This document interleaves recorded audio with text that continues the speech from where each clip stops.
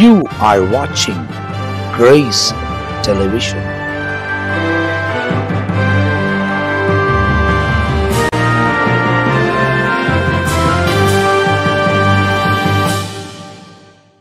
இயேசு கிறிஸ்துவின் நாமத்தில் இந்த கால நேரத்தில் உங்களை நான் வாழ்த்தி ஆசீர்வதிக்கிறேன். மறுபடியுமாய் கிரேஸ் தொலைக்காட்சியின் வாயிலாக உங்களை சந்திப்பதில் மிகுந்த மகிழ்ச்சி அடைகிறேன். கர்த்தர் நம்மை ஆசீர்வதிக்கிற தேவனாக இருக்கிறார்.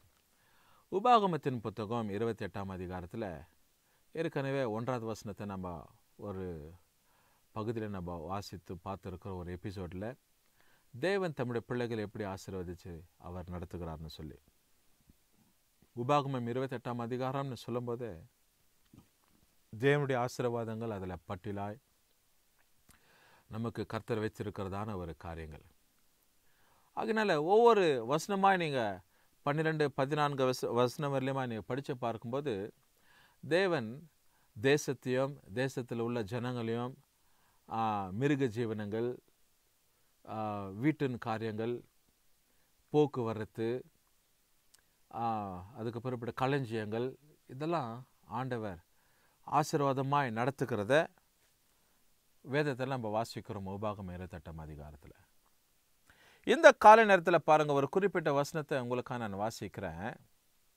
ஏன் இதை நான் சொல்கிறேன்னா, ஒரு சிலர் என்ன அப்படி யோசிக்கிறோம், என்ன சொல்கிறோம் அப்படின்னா, எவ்வளோ சம்பாத்தியம் வந்தாலும் குடும்பத்தில் என்ன இருக்கிறதில்ல, அப்படியே பணம் தங்கிறதில்ல, குறைபாடாக இருக்கிறது, குறைவுள்ளவர்களாகவே நாங்கள் காணப்படுறோம் அப்படின்னு சொல்லி ஒரு விதமான கில்ட்டி கான்ஷியஸில் என்ன பண்ணுறாங்க இருக்கிறாங்க.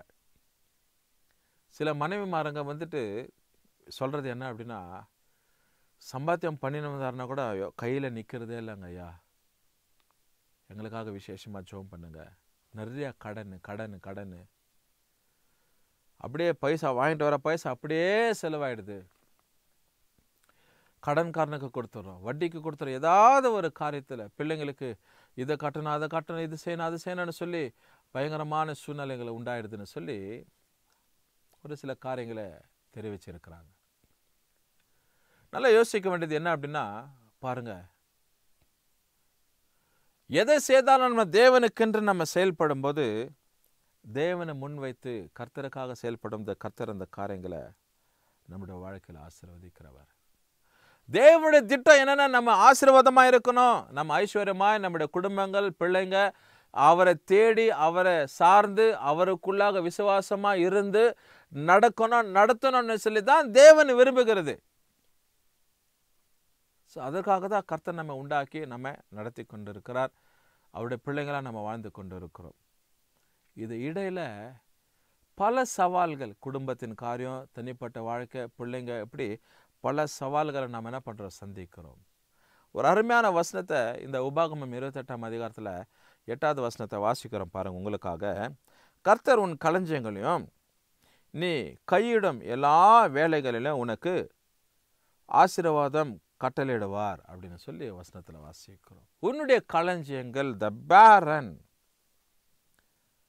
த ஸ்டோர் ஹவுஸ், சேர்த்து வைக்கிற இடம், அது மாத்திரம் இல்லாத படிக்க உன்னுடைய வேலையும் நான் ஆசீர்வதிப்பேன்னு சொல்கிறார் ஆண்டவர்.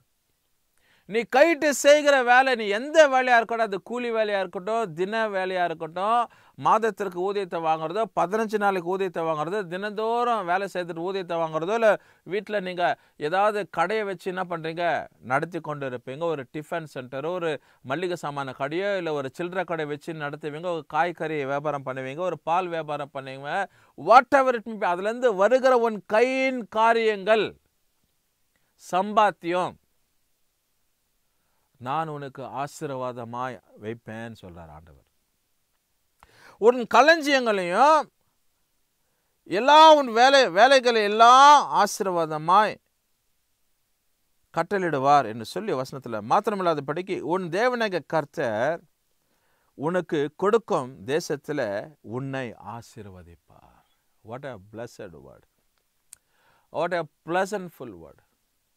தேவன் பாருங்க, களஞ்சியங்கள், த ஸ்டோர் ஹவுஸ், வீட்டில் இருக்கிறதான பண்டசாலையை மாத்திரம் இல்லாத படிக்கு கைட்டு செய்கிற கையின் வேலைகள், போக்குவரத்து, பிரயாணங்கள், எல்லாவற்றையும் கூட ஆண்டவர் ஆசீர்வதிப்பார். இதை காட்டில் என்னங்க நமக்கு தேவை?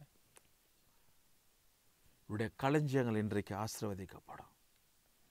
குறை சொல்லுகிற காரியம் இருக்காது.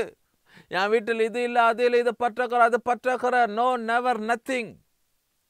ஒன்றை இனி சொல்ல வேண்டிய அவசியம் கிடையாது. கர்த்தர் அவரை சார்ந்துட்டானால் இந்த கால நேரத்தில் உன் களஞ்சியங்களை, சின்ன வருமானம் இருக்கட்டும், சின்ன ஒரு குறுந்தொழில் தான் நான் பண்ணுறேன், சின்ன ஒரு வியாபாரம் தான், ஒரு காய்கறி வியாபாரம் தான் பண்ணுறேன்,